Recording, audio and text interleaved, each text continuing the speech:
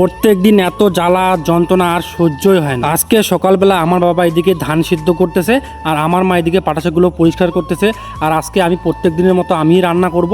আজকে রান্না করবো পাটাশাকের ঝোল, করলা আলুর ভাজা। কিছুক্ষণ পরে ধান সিদ্ধ করা হয়ে গেছে কমপ্লিট। বাবা আর আমি চলে যাব গরু ছাগলকে নিয়ে আমাদের ভুট্টা বাড়িতে। তার কারণ হচ্ছে ভুট্টা বাড়িতে প্রচুর ঘাস আছে, ওইখানে গরু আর ছাগল ঘাস খাবে। তার কিছুক্ষণ পরে চলে আসলাম বাড়িতে আসার পর ভালো করে ব্রাশ করলাম, তারপর মুখটা ধুয়ে নিলাম। তারপর প্রথমে হচ্ছে ভাজার জন্য আলু কাটবো, তারপর হচ্ছে করলা কাটবো।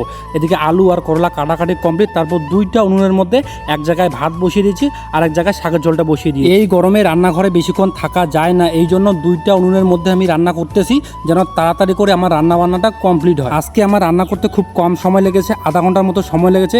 এর মধ্যে ভাত, আলু ভাজা, শাকের ঝোল সব কিছু কমপ্লিট হয়ে গেছে। যাই হোক, এই গরমের মধ্যে অনেক কষ্ট করে রান্না বান্না করলাম। বাবাকে ভাত বেড়ে দিলাম, বাবা আর আমি একসাথে খাচ্ছি। আর আমার মা এখনও বিছানায় শুয়ে আছে, শরীরের অসুবিধা।